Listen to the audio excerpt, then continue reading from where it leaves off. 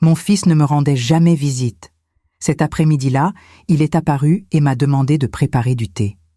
J'ai vu, reflété dans la vitre du placard, quand il a laissé tomber un somnifère dans la tasse. Je n'ai rien dit. J'ai souri. « Bois tout, maman », a-t-il insisté. Je suis allée aux toilettes pour le jeter. Quand je suis revenue, je me suis assise dans le fauteuil, j'ai fermé les yeux et j'ai fait semblant de dormir.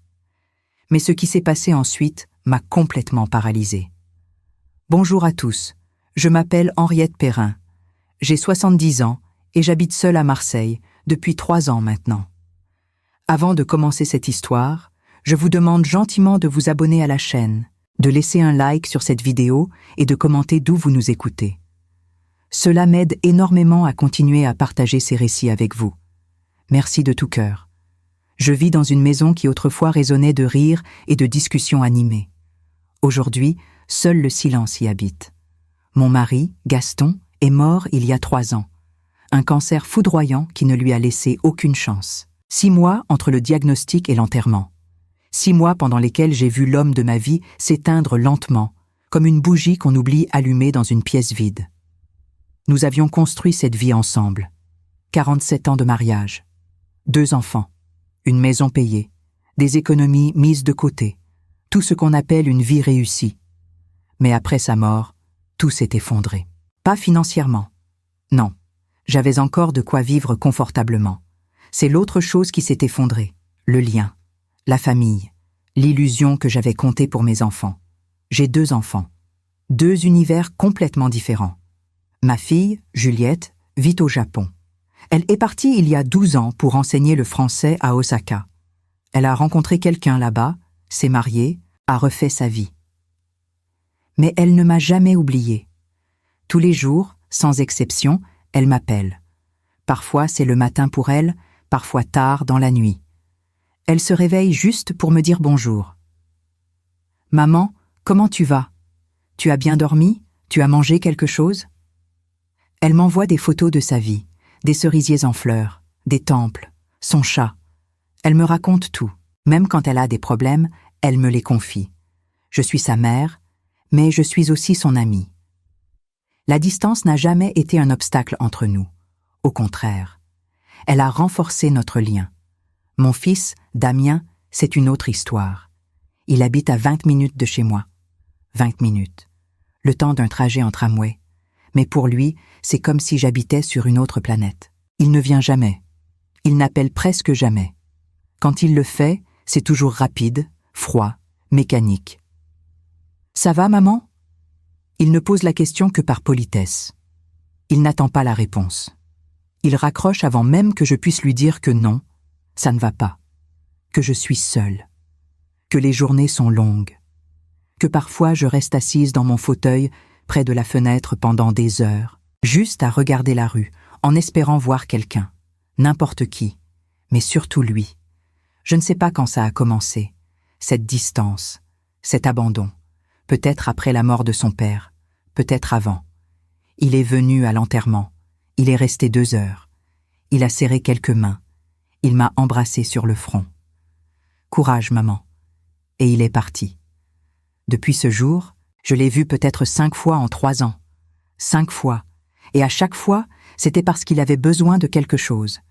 Une signature sur un document, de l'argent pour un projet qui n'a jamais abouti, une clé de la cave parce qu'il voulait récupérer de vieilles affaires. Jamais pour moi. Jamais juste pour prendre des nouvelles. Jamais juste pour boire un café et me tenir compagnie. Je me suis habituée à cette solitude. Ou du moins, j'ai essayé. Les journées se ressemblent toutes. Je me lève, je prépare mon café, je regarde les informations à la télévision sans vraiment les écouter. Je fais quelques tâches ménagères, je prépare mon déjeuner. Souvent, je ne finis même pas mon assiette. À quoi bon cuisiner pour une seule personne? L'après-midi, je m'assois dans mon fauteuil près de la fenêtre. C'est devenu mon refuge. De là, je vois la rue, les gens qui passent, les enfants qui rentrent de l'école, les voisins qui promènent leurs chiens. La vie continue autour de moi. Mais moi, je suis figée. Ce jour-là, c'était un mardi de décembre. Le ciel de Marseille était gris, lourd. Il pleuvait depuis le matin, une pluie fine et froide qui s'infiltrait partout. J'étais dans la cuisine, en train de préparer mon thé, quand la sonnette a retenti. J'ai sursauté. Personne ne sonne jamais chez moi. J'ai posé la bouilloire. Mon cœur battait un peu plus vite. J'ai traversé le couloir et j'ai ouvert la porte. C'était lui, Damien, trempé, les cheveux collés au front, un sourire gêné sur le visage. « Bonjour, maman ». Sa voix était douce, trop douce, comme s'il essayait de compenser 3 ans d'absence en quelques mots.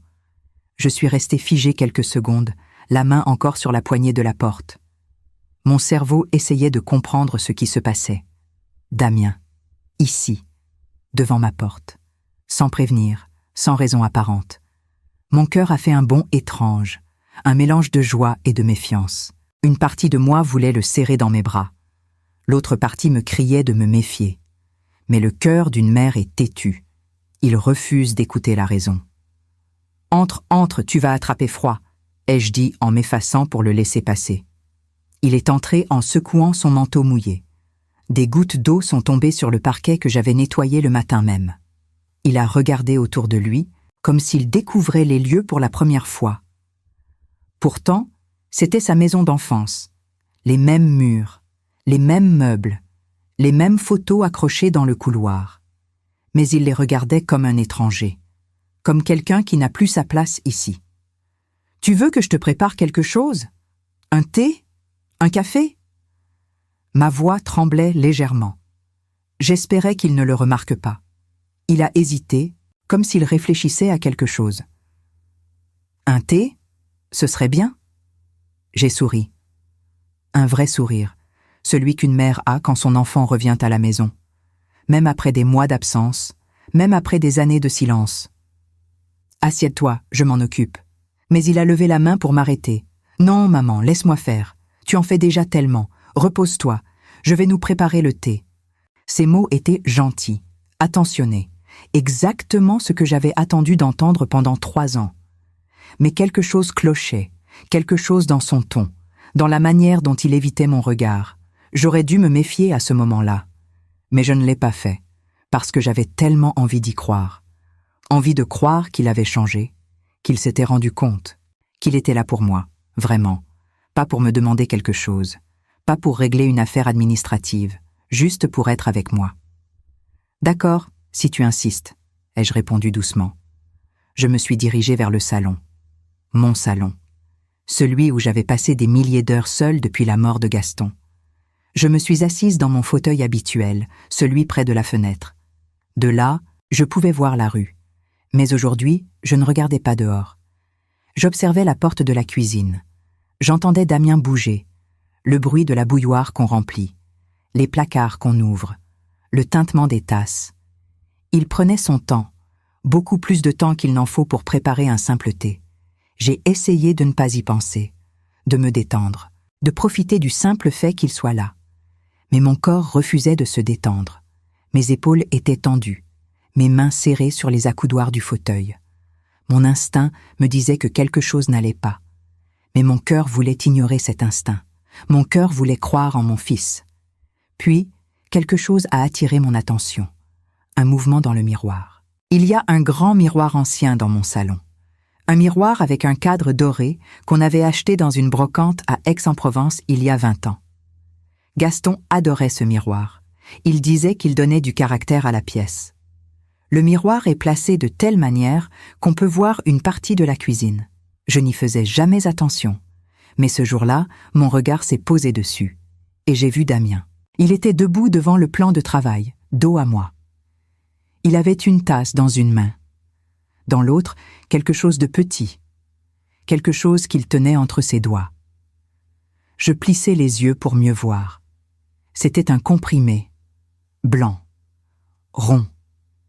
Il l'a tenu quelques secondes, comme s'il hésitait. Puis, d'un geste rapide et précis, il l'a laissé tomber dans la tasse. Ma tasse. La bleue.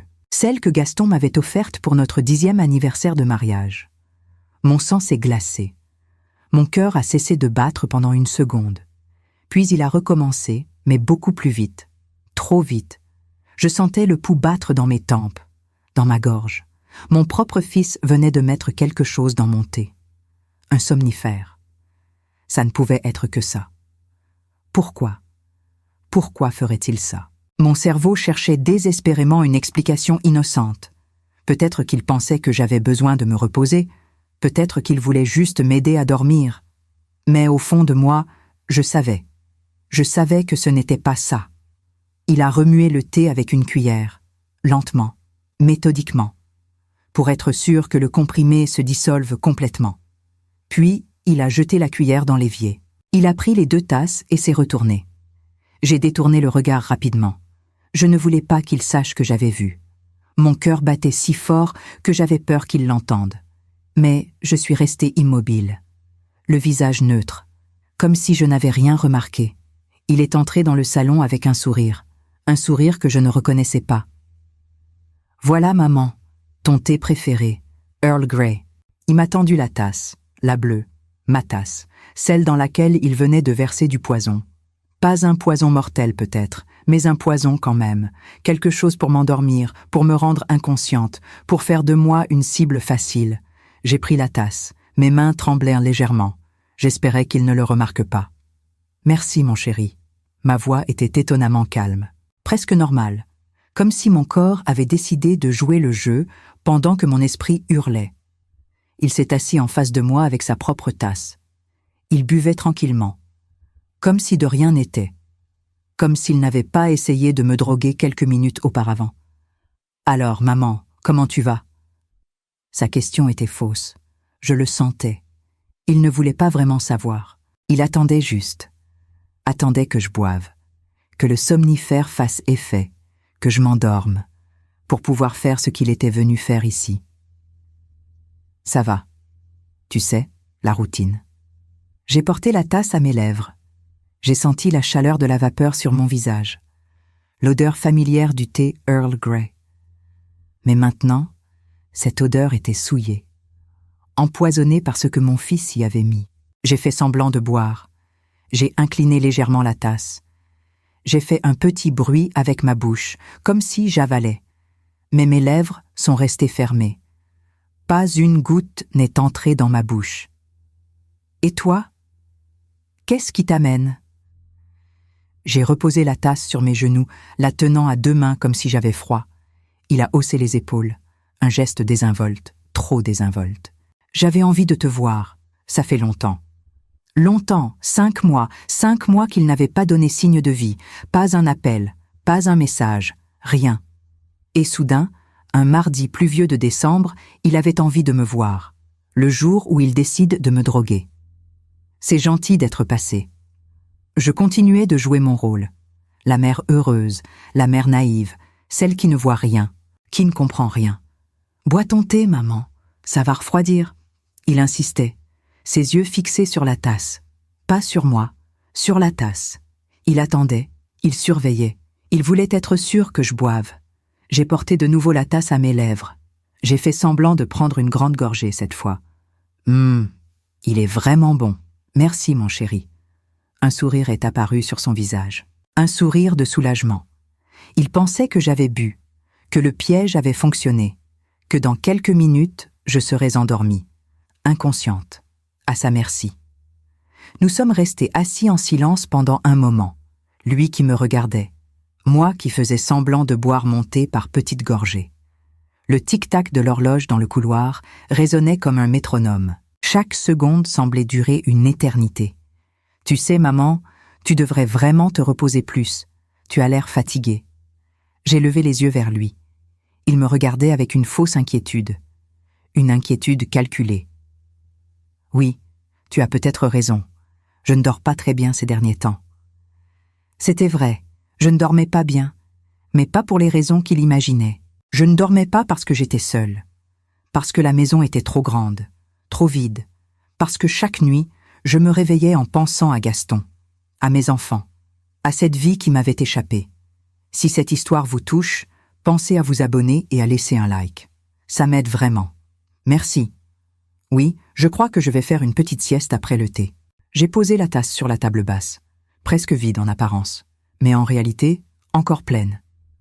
Bonne idée, maman. Repose-toi bien. Il semblait satisfait. Son plan fonctionnait. Du moins, c'est ce qu'il croyait. Je vais juste aux toilettes d'abord.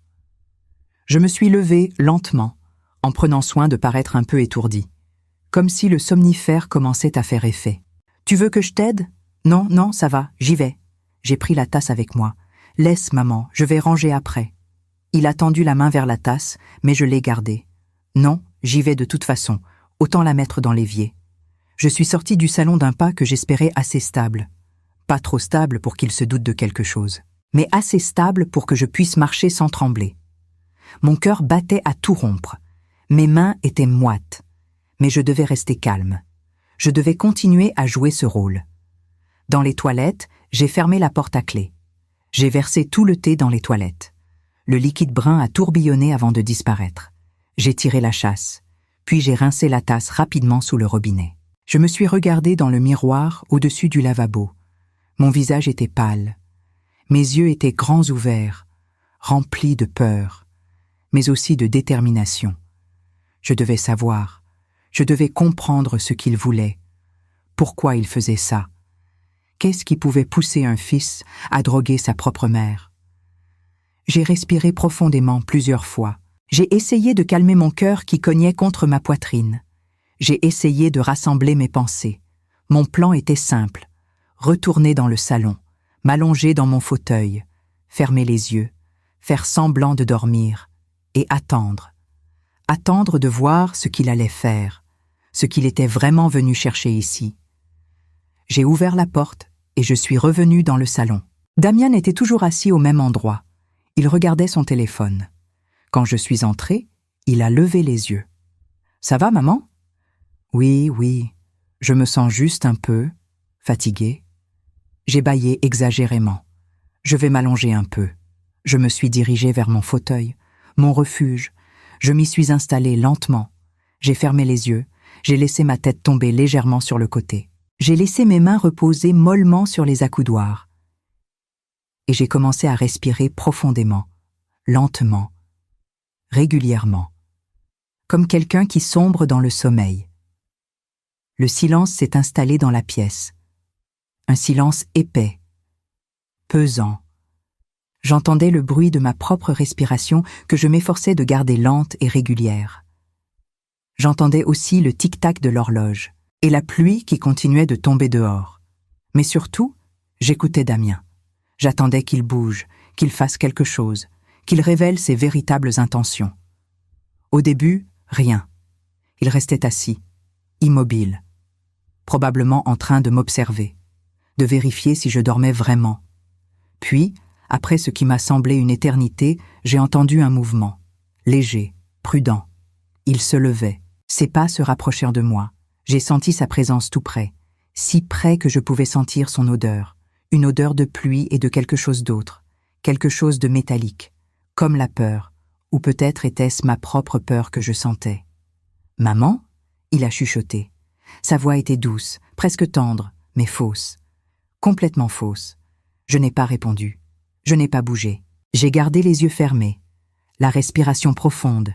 Il a attendu quelques secondes. « Maman ?» Un peu plus fort cette fois. Toujours rien de ma part. J'étais une actrice maintenant. Une actrice jouant le rôle de sa vie. Le rôle d'une femme endormie.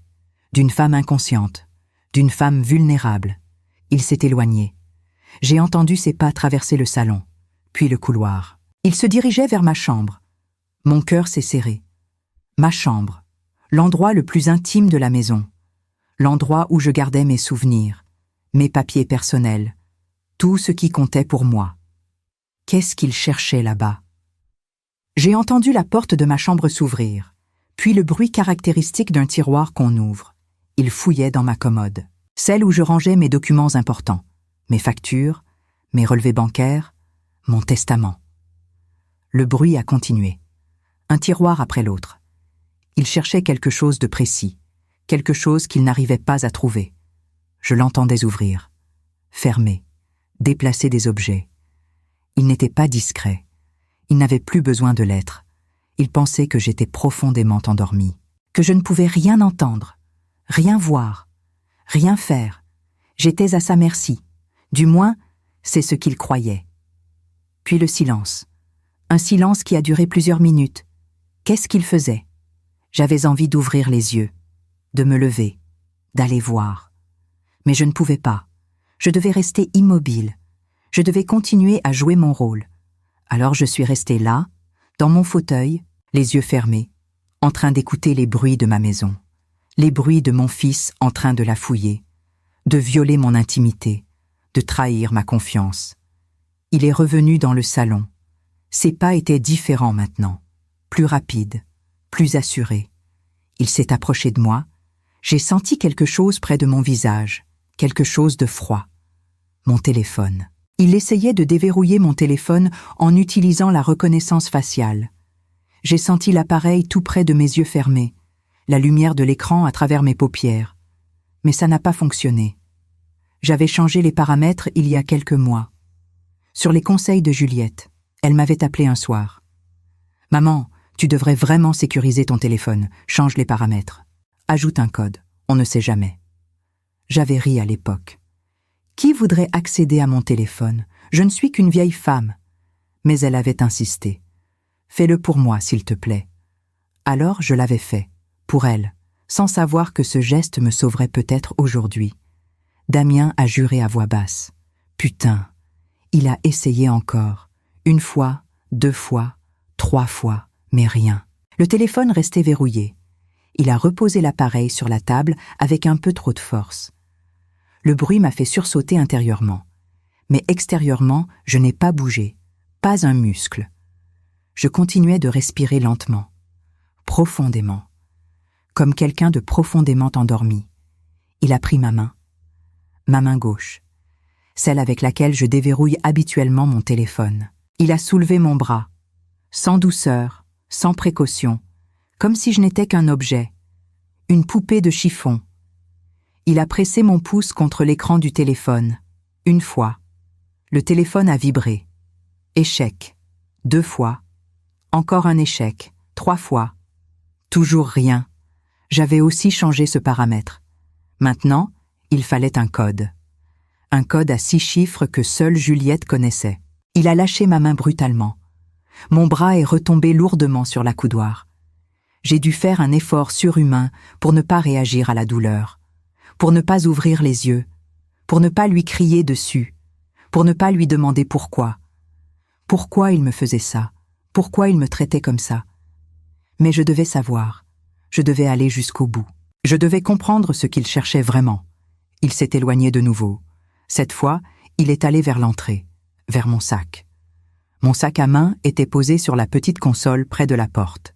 J'ai entendu la fermeture éclair qu'on ouvre, le bruit des objets qu'on déplace, mon porte-monnaie, mes clés, mes papiers d'identité, mes cartes.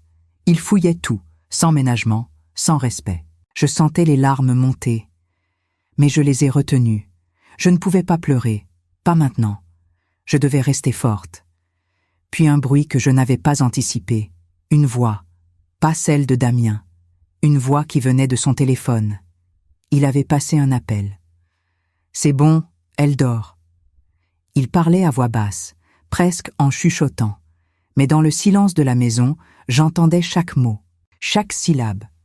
Mais je n'arrive pas à débloquer son téléphone. Les paramètres ont changé. Un silence. Quelqu'un lui répondait de l'autre côté.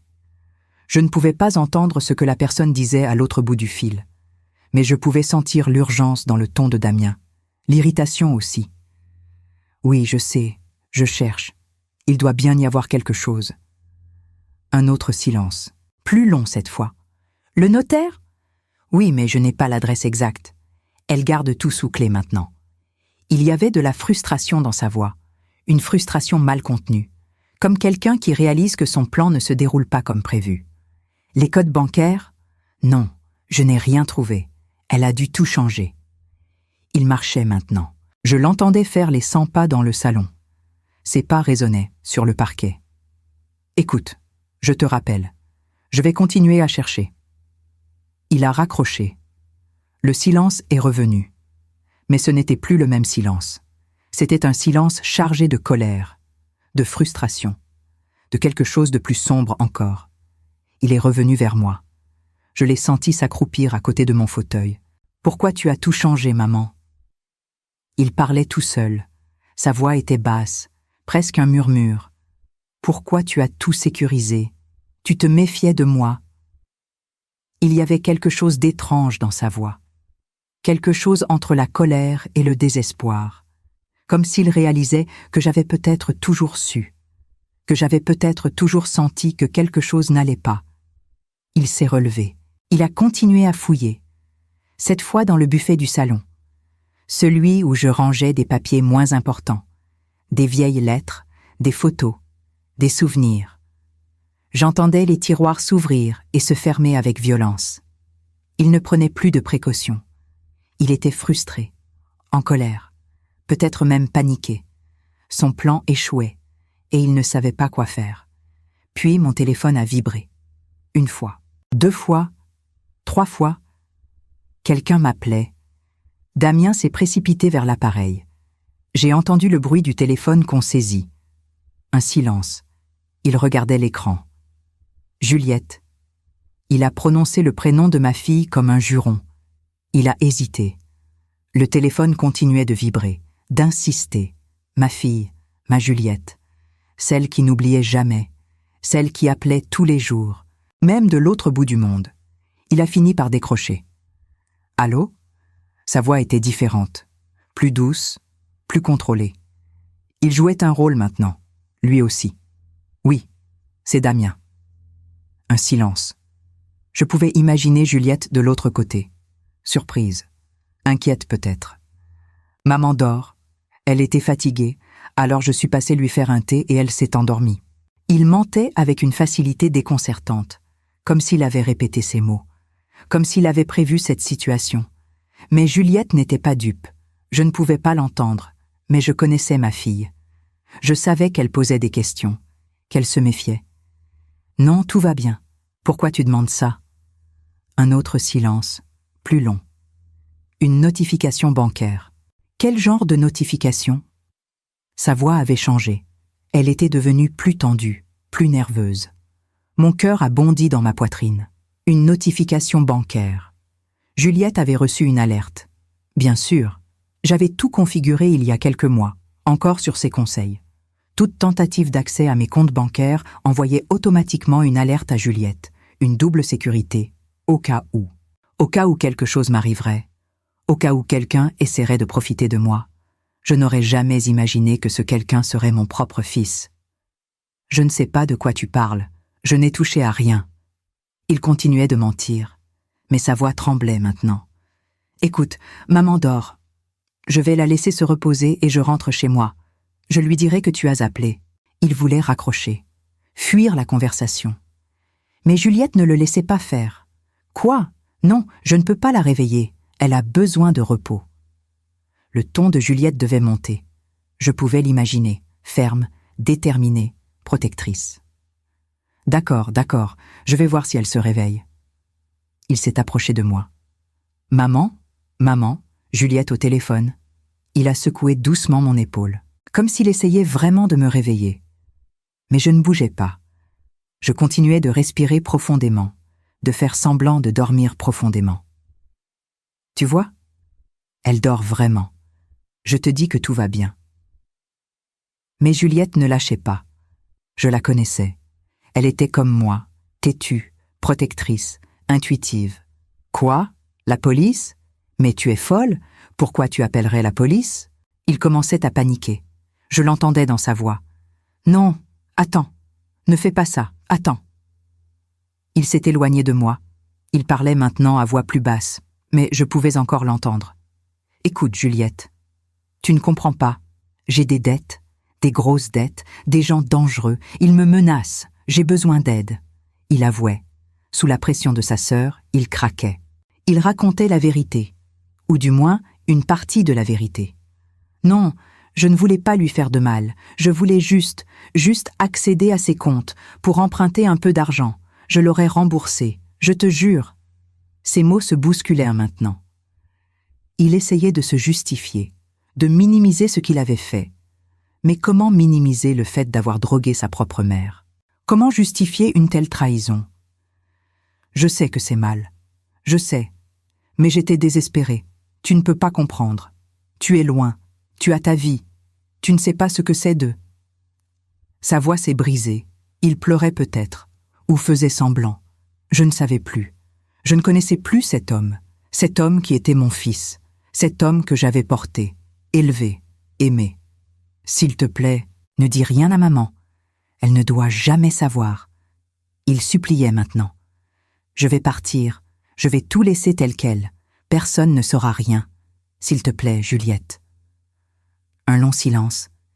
Puis, il a murmuré quelque chose que je n'ai pas bien entendu. Il a raccroché. Le téléphone a fait un bruit sourd en tombant sur la table.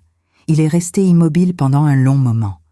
Je l'entendais respirer, fort, irrégulièrement, comme quelqu'un qui essaie de se contrôler, de ne pas craquer complètement. Puis il a bougé. Ses pas se sont dirigés vers la porte d'entrée. Il prenait son manteau. Il partait. C'était fini, ou du moins je le pensais. Mais il ne partait pas. Il restait là, dans l'entrée, immobile. J'entendais sa respiration, lourde, hésitante, comme quelqu'un qui est déchiré entre deux décisions, entre fuir et rester, entre abandonner et continuer. Le silence s'est étiré. 1 minute, 2 minutes, peut-être plus. Le temps avait perdu tout son sens. J'étais toujours dans mon fauteuil, les yeux fermés, le corps immobile. Mais mon esprit était en alerte maximale. Qu'est-ce qu'il faisait? Pourquoi ne partait-il pas? Puis j'ai entendu ses pas revenir vers le salon. Mon cœur s'est arrêté. Il ne partait pas. Il revenait. Pourquoi? Qu'est-ce qu'il voulait encore? Il s'est approché de moi, si près que je pouvais sentir sa présence, sentir la chaleur de son corps, l'odeur de sa peur mélangée à la mienne. Je suis désolée, maman. Sa voix était basse, brisée. Je suis vraiment désolée. Mais il ne partait toujours pas. Il s'est accroupi à côté de mon fauteuil. Tu ne comprends pas, tu ne peux pas comprendre. J'ai tout perdu. Mon travail, mon appartement, ma dignité. J'ai des dettes partout, des gens qui me menacent, des gens qui veulent me faire du mal. Il parlait comme s'il se confessait, comme s'il pensait que je ne pouvais pas l'entendre, que j'étais vraiment endormie, vraiment inconsciente. Papa avait de l'argent, je le sais. Il en parlait tout le temps, ses investissements, ses économies, tout ce qu'il avait mis de côté pour vous, pour ta retraite. Je pensais que tu en aurais assez, plus qu'assez, que tu ne remarquerais même pas si j'en prenais un peu. Sa voix tremblait. Mais tu as tout verrouillé, tu as tout changé, comme si tu savais, comme si tu te méfiais de moi. Il avait raison, je me méfiais. Pas consciemment peut-être, mais quelque chose en moi savait. Quelque chose en moi sentait que mon fils n'était plus celui que j'avais connu, qu'il était devenu quelqu'un d'autre, quelqu'un de désespéré, quelqu'un de dangereux. Je ne voulais pas te faire de mal, je voulais juste emprunter. Je t'aurais tout rendu, un jour, quand j'aurais remis ma vie en ordre. Ces paroles étaient pathétiques, des justifications creuses, des mensonges qu'il se racontait à lui-même pour se sentir moins coupable, pour se convaincre qu'il n'était pas un monstre, qu'il était juste quelqu'un en difficulté, quelqu'un qui n'avait pas le choix. Mais il avait le choix. Il avait toujours eu le choix. Il aurait pu venir me voir, me parler, me demander de l'aide. J'aurais peut-être pu faire quelque chose. Peut-être pas résoudre tous ses problèmes, mais au moins l'écouter, le soutenir, être là pour lui. Mais il ne m'avait rien demandé.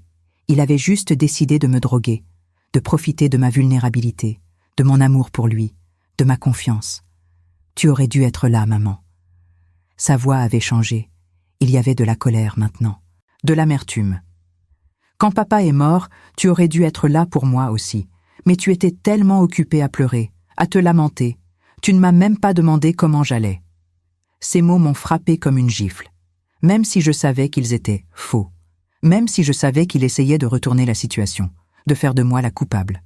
J'avais été là, j'avais essayé de lui parler, de le consoler, mais c'était lui qui s'était éloigné, lui qui avait disparu après l'enterrement, lui qui ne répondait pas à mes appels, lui qui me fuyait.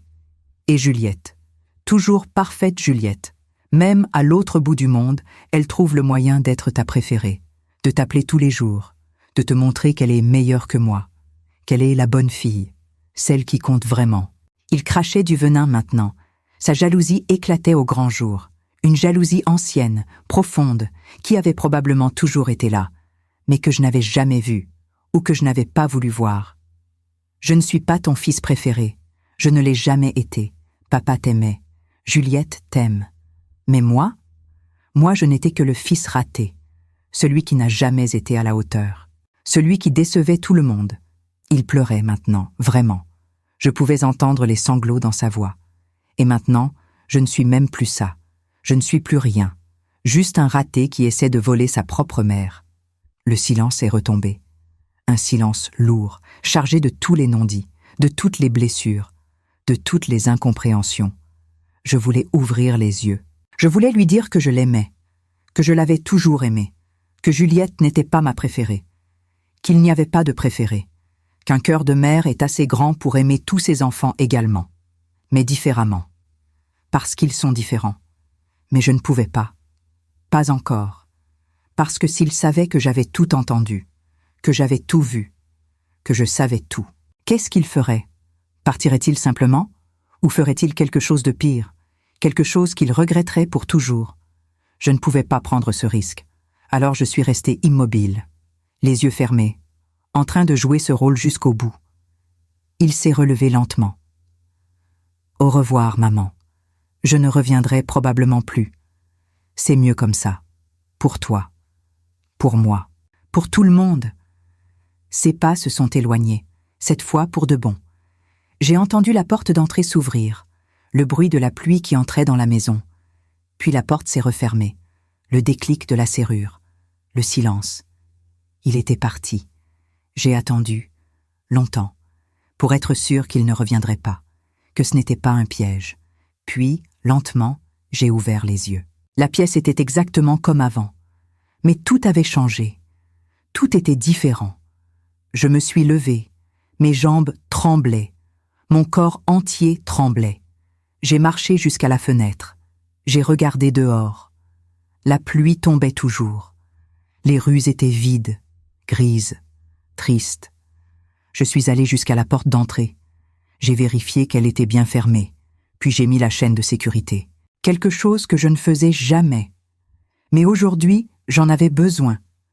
J'avais besoin de me sentir en sécurité, protégée, même si je savais que cette chaîne ne me protégerait pas vraiment. Pas de la douleur, pas de la trahison, pas du fait que mon propre fils avait essayé de me faire du mal. Je suis revenue dans le salon. Je me suis effondrée dans mon fauteuil.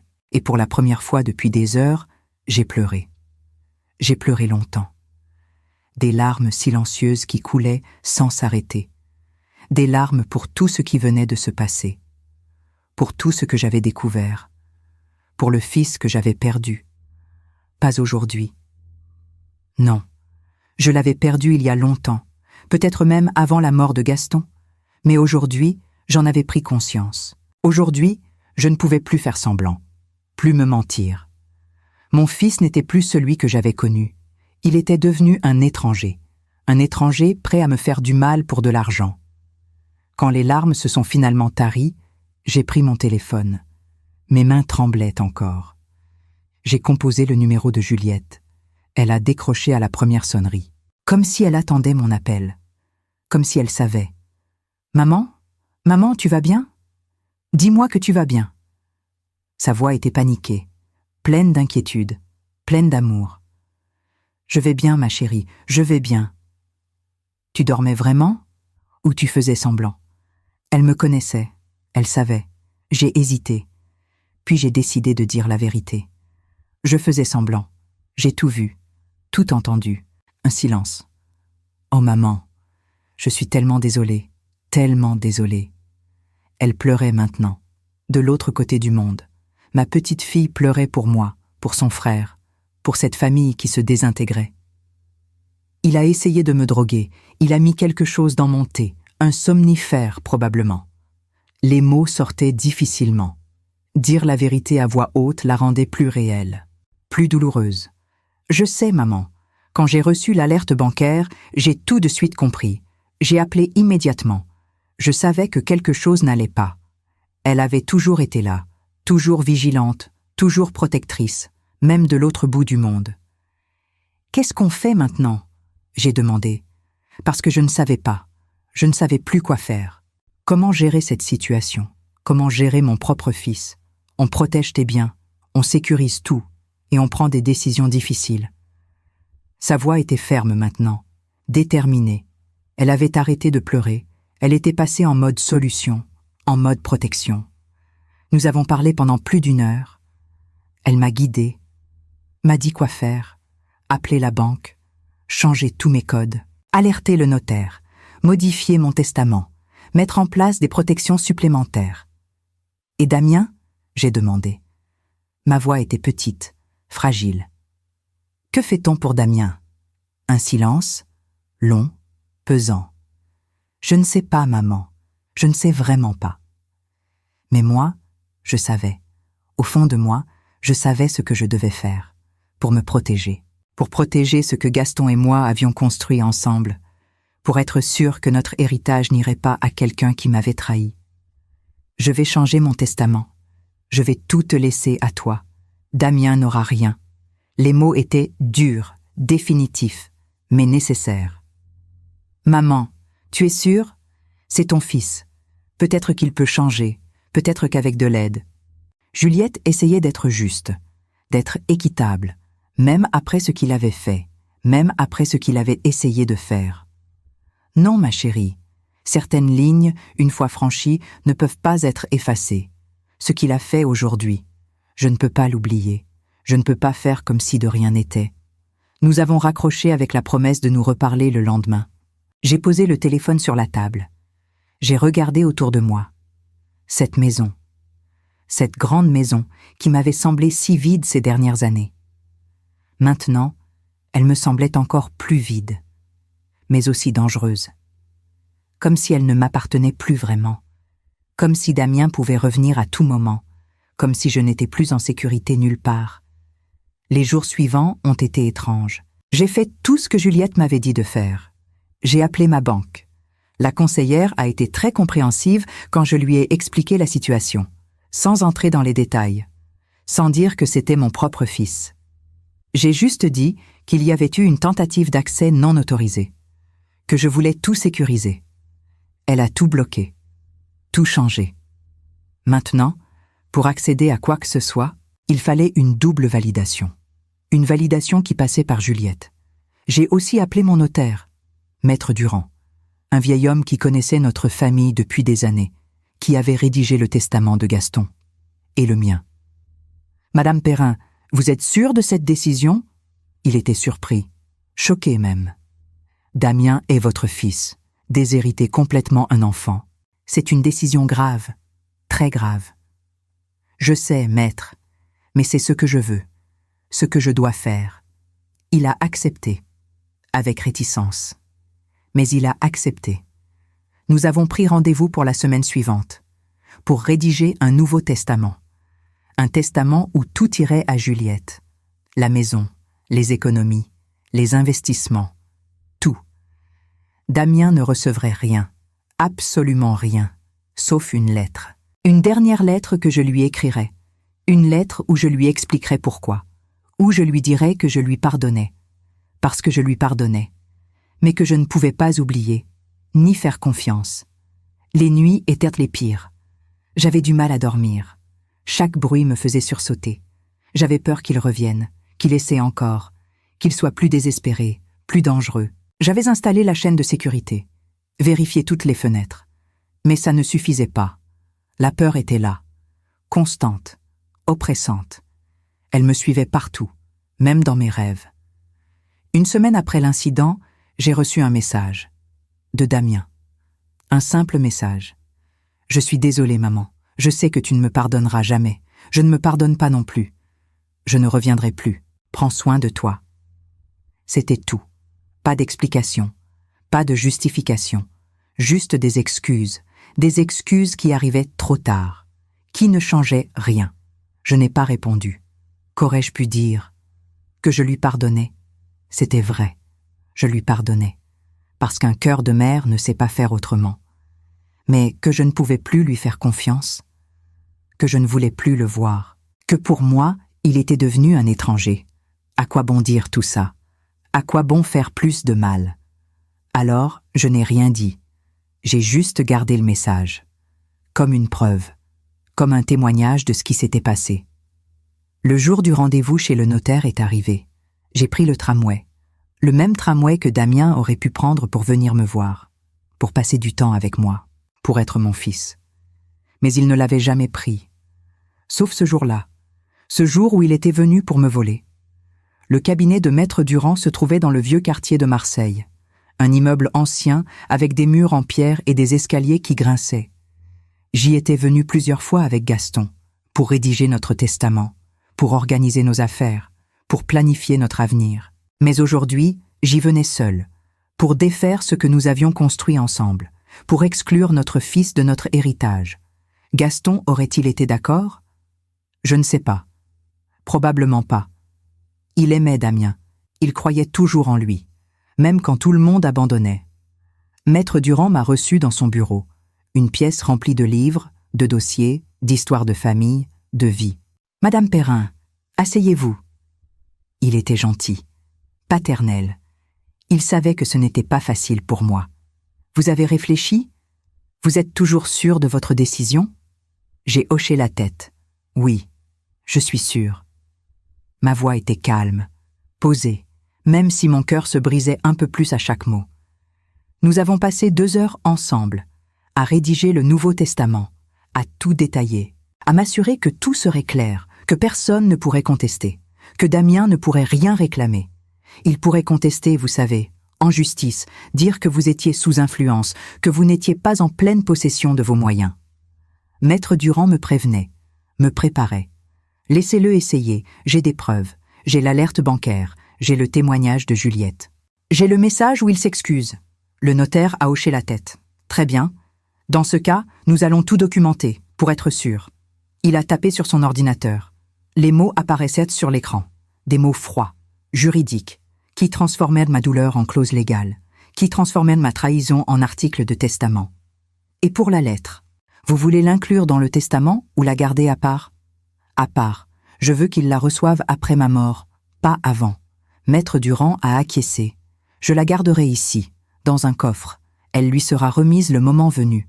Le moment venu. Ma mort. Un jour que je ne pouvais pas prévoir. Peut-être dans 1 an, peut-être dans 20 ans. Mais ce jour-là, Damien saurait. Il lirait mes mots. Il comprendrait pourquoi.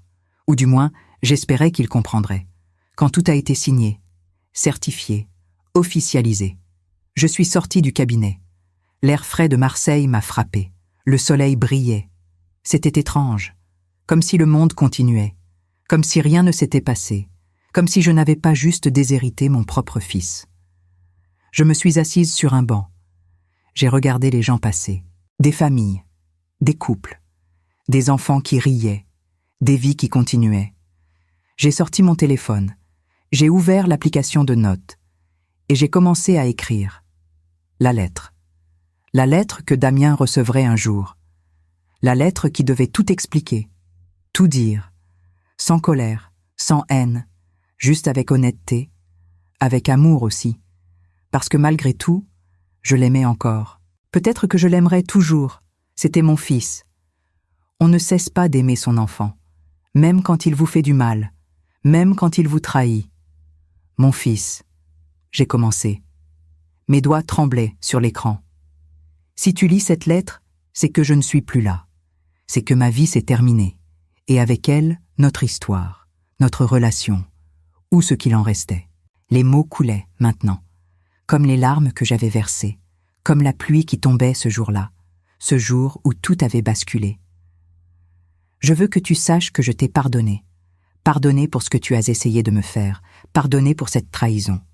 Pardonner pour toutes ces années d'absence, parce qu'un cœur de mère ne sait pas faire autrement, parce que l'amour maternel est inconditionnel, même quand il ne devrait pas l'être. J'ai fait une pause. J'ai regardé le ciel, j'ai respiré profondément. Mais pardonne ne veut pas dire oublie, ne veut pas dire que tout peut redevenir comme avant. Ce que tu as fait ce jour-là m'a changé, m'a brisé d'une manière que je ne pensais pas possible. J'ai perdu quelque chose ce jour-là. Pas l'argent. Non, j'ai perdu l'illusion. L'illusion que j'avais encore un fils. L'illusion que tu m'aimais, que tu te souciais de moi. Les mots étaient durs, mais vrais, tellement vrais. Tu as choisi l'argent, tu as choisi de me droguer, de profiter de ma vulnérabilité, de ma confiance, de mon amour, et ce choix a des conséquences que tu dois accepter maintenant. J'ai continué d'écrire, page après page, tout ce que j'avais sur le cœur, tout ce que je n'avais jamais pu lui dire. Tu ne recevras rien de moi, rien de l'héritage, rien de ce que ton père et moi avons construit. Tout ira à ta sœur, à Juliette, celle qui ne m'a jamais abandonnée, celle qui m'appelait tous les jours, celle qui m'aimait vraiment. Je savais que ces mots feraient le mal, qu'ils creuseraient encore plus la blessure. Mais c'était nécessaire. Il devait comprendre. Il devait savoir pourquoi. Ce n'est pas de la vengeance. Ce n'est pas de la méchanceté. C'est de la protection. Protection contre toi, contre ce que tu es devenu, contre ce que tu pourrais encore faire. Je ne peux plus te faire confiance, et sans confiance, il n'y a rien. J'ai arrêté d'écrire un moment. J'ai regardé autour de moi. Les gens continuaient de passer, de vivre leur vie, inconscients de mon drame, de ma douleur. J'aurais aimé que les choses soient différentes. J'aurais aimé que tu sois là pour moi, que tu sois le fils dont j'avais besoin, que tu sois présent, aimant, attentionné. Mais tu ne l'étais pas, et maintenant, il est trop tard. Les larmes coulaient, maintenant. Silencieuses, je les laissais couler, sans les essuyer. Je vais partir bientôt, partir vivre au Japon, avec Juliette, là où je suis aimée, là où je suis en sécurité, là où je peux enfin respirer. Cette décision, je l'avais prise il y a quelques jours, en parlant avec Juliette. Elle m'avait proposé de venir vivre avec elle. « Viens, maman, viens au Japon. Tu seras en sécurité ici, avec moi. On prendra soin de toi. » Et j'avais dit oui, parce que rester ici, dans cette maison, dans cette ville, c'était rester dans la peur, dans la solitude, dans les souvenirs douloureux. Je vais vendre la maison, notre maison, celle où tu as grandi, celle où nous avons été une famille, parce que je ne peux plus y vivre, parce que chaque coin me rappelle ce qui s'est passé, chaque objet me rappelle ta trahison. J'ai terminé la lettre, les derniers mots, les plus importants. Prends soin de toi, Damien. Trouve ton chemin, trouve la paix, trouve le pardon, pas le mien, le tien. Pardonne-toi pour ce que tu as fait et essaie d'être meilleur. Pour toi, pas pour moi, je ne serai plus là, ta maman qui t'aimera toujours. Henriette. J'ai relu la lettre plusieurs fois. Chaque mot pesait lourd. Chaque phrase était un adieu définitif à mon fils, à ce qu'il avait été, à ce qu'il aurait pu être. J'ai enregistré le texte. Je l'ai envoyé à Maître Durand par email. Voici la lettre dont nous avons parlé. Gardez-la précieusement. Elle devra lui être remise après ma mort. Pas avant. Jamais avant. Il m'a répondu rapidement. Reçu, Madame Perrin. Elle sera conservée en lieu sûr. Vous avez mon engagement. Les semaines suivantes ont été un tourbillon. J'ai commencé à préparer mon départ, à trier mes affaires, à décider ce que j'emporterais au Japon et ce que je laisserais derrière. Chaque objet était un souvenir. Chaque photo racontait une histoire. Les bonnes années, quand Damien était petit, quand il riait, quand il me serrait dans ses bras, quand il m'appelait maman avec tendresse. Ces années-là me semblaient maintenant si lointaines, comme si elles appartenaient à une autre vie, à une autre famille. J'ai mis la maison en vente. Un agent immobilier est venu. Il a pris des photos, a vanté les qualités de la propriété. Belle maison, bien entretenue, elle se vendra rapidement. Et il avait raison. En 3 semaines, j'avais une offre, un jeune couple, avec 2 enfants. Ils aimaient la maison. Ils voyaient déjà leur vie dedans, leurs rires, leurs souvenirs, leur Noël. Je leur ai vendu, sans regret, ou presque. Juliette m'appelait tous les jours pour suivre les préparatifs. « Tu es sûre, maman ? Tu ne vas pas regretter ? » « Non, ma chérie, c'est ce que je dois faire. C'est ce que je veux faire. » Et c'était vrai. Rester ici, c'était rester prisonnière. Prisonnière de la peur, prisonnière du passé, prisonnière de cette trahison qui me hantait. Partir, c'était me libérer, c'était choisir la vie, choisir l'amour, choisir ma fille qui m'avait toujours aimée. Un mois avant mon départ, j'ai reçu un autre message de Damien. « Maman, j'ai entendu dire que tu vendais la maison. C'est vrai? Tu pars où ?» Il avait appris, probablement par des voisins, par des connaissances. Marseille est une ville où tout se sait, où les nouvelles voyagent vite. J'ai hésité. Devais-je répondre? Devais-je lui dire? Finalement, j'ai décidé que oui, il méritait de savoir. « Oui, je pars. Je vais vivre au Japon avec ta sœur. » Sa réponse est arrivée quelques heures plus tard. « Au Japon? Mais c'est loin, maman.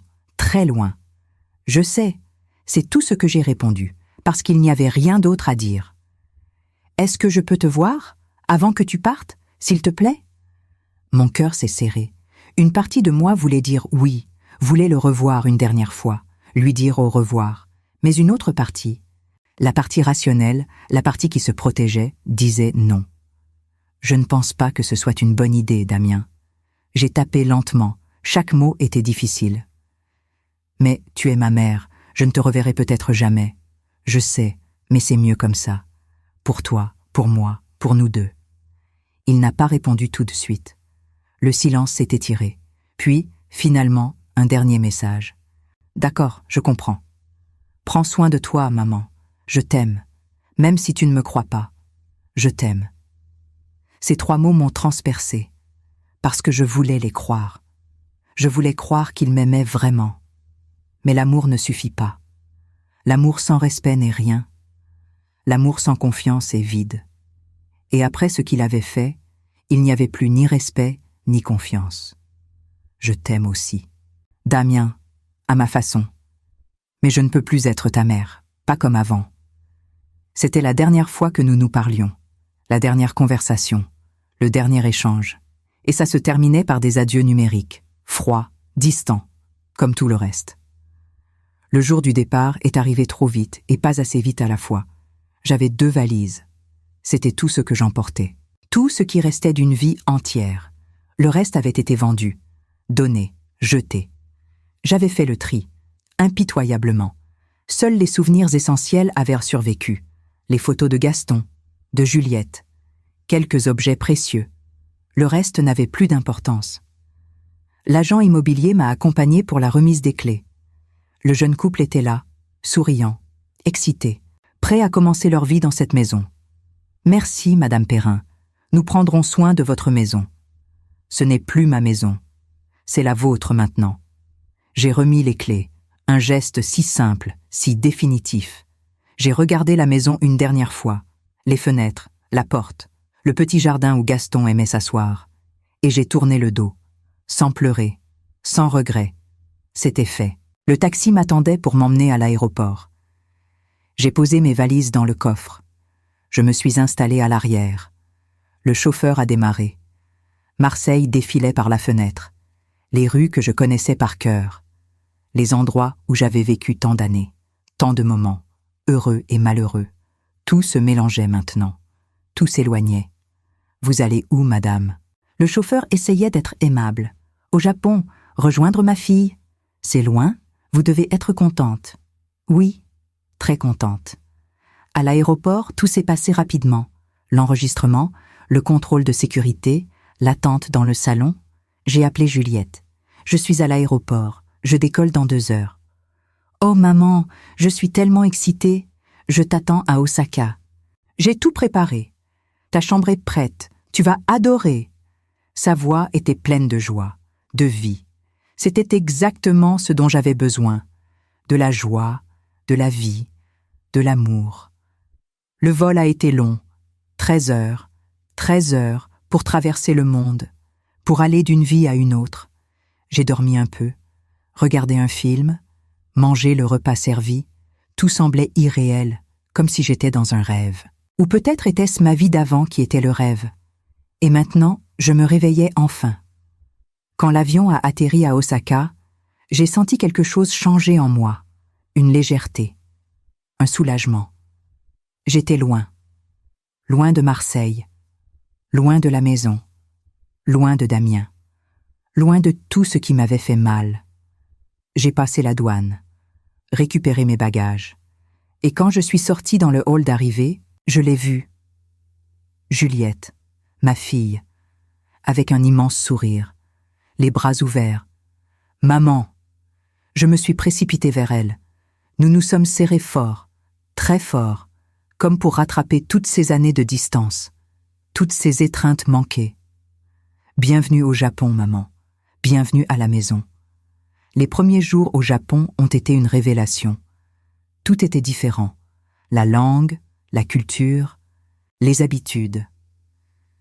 Mais Juliette était là pour me guider, pour me montrer ce nouveau monde, pour me tenir la main quand j'avais peur, quand je me sentais perdue. Elle m'a inscrite à des cours de japonais. « Tu vas voir, maman, c'est difficile au début, mais tu vas y arriver. » J'ai commencé lentement, maladroitement, mais chaque nouveau mot était une petite victoire. Chaque phrase complète était un pas vers l'avant. Nous habitions dans un petit appartement à Osaka, lumineux, chaleureux, avec une vue sur un parc où les arbres changèrent de couleur avec les saisons. C'était magnifique, apaisant, exactement ce dont j'avais besoin. Le matin, je prenais mon thé en regardant le parc. Le soir, Juliette rentrait du travail et nous dînions ensemble. Nous parlions de tout, de rien, de nos journées, de nos vies, de ce que nous aimions, de ce que nous rêvions. Pour la première fois depuis des années, je n'étais plus seule. Je n'attendais plus qu'un téléphone sonne. Je ne regardais plus par la fenêtre en espérant voir quelqu'un arriver. J'étais là, présente, vivante, entourée d'amour. Juliette m'emmenait partout, visiter des temples, découvrir des restaurants, rencontrer ses amis. Elle me faisait une place dans son monde. Et ce monde était beau. Chaque jour était une découverte. Chaque sourire était un cadeau. Chaque moment partagé était une guérison. Damien.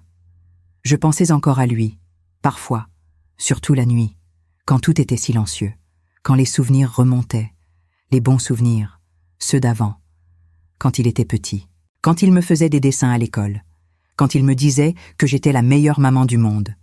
Ces souvenirs me faisaient mal, parce qu'ils me rappelaient ce que j'avais perdu, ce que nous avions perdu, mais je ne regrettais pas ma décision.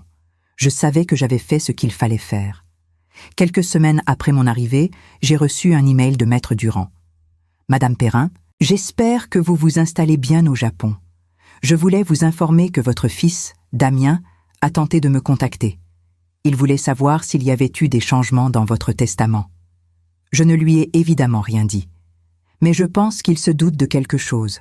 Que voulez-vous que je fasse s'il insiste ?» J'ai lu l'email plusieurs fois. Damien cherchait encore. Il voulait savoir.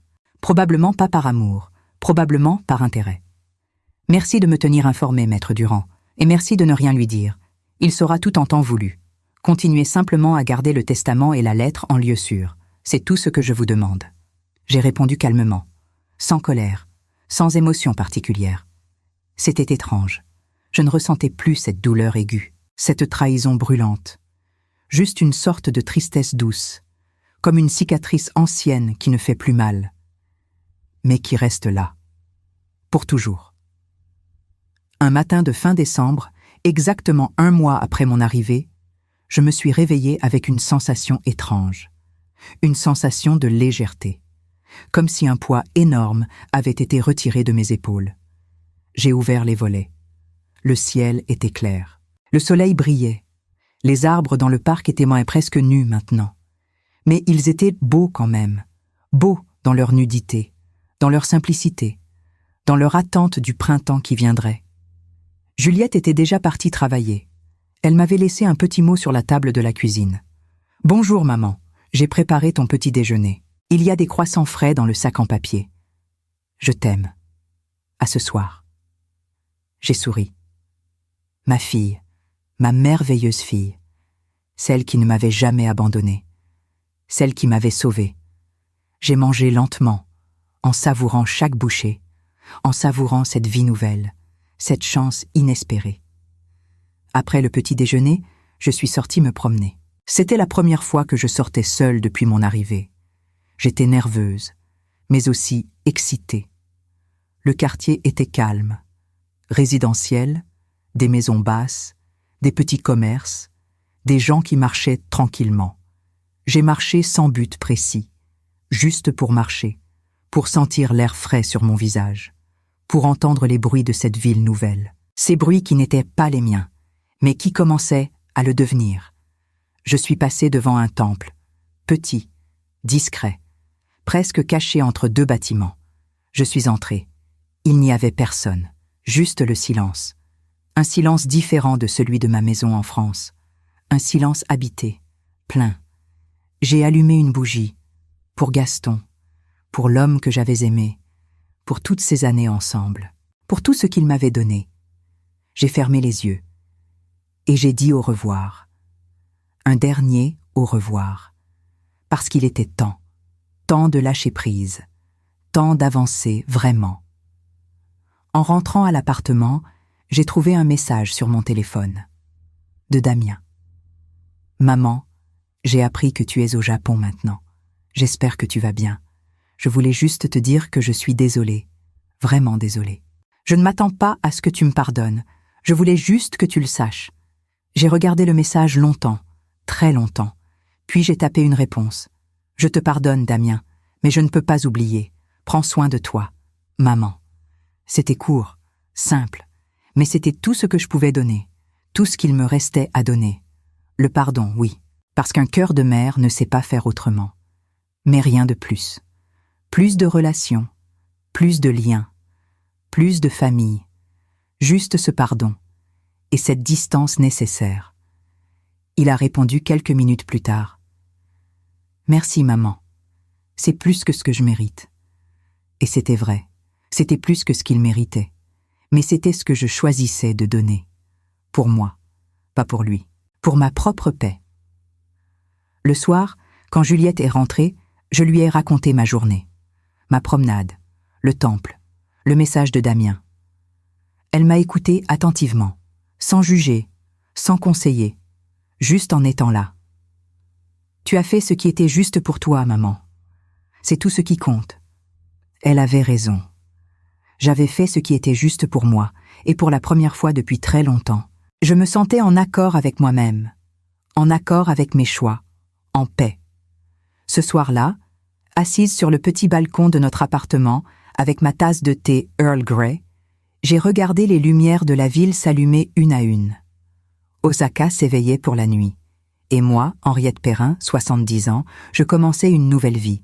Une vie sans peur, sans trahison, sans solitude. Une vie entourée d'amour. De celui qui compte vraiment. De celui qui ne trahit jamais. De celui de ma fille. La lettre pour Damien attendrait. Dans le coffre de Maître Durand. Elle attendrait le jour où je ne serais plus là. Ce jour viendrait. Un jour. Mais pas maintenant.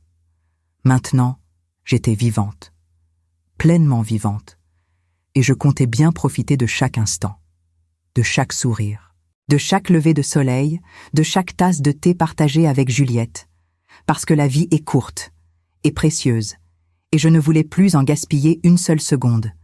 L'amour d'une mère ne meurt jamais. Même face à la trahison. Mais parfois, pour survivre, il faut accepter que cet amour ne suffit pas, que certaines distances sont nécessaires, que certains adieux sont définitifs. J'ai fait ce choix. Le choix de me protéger.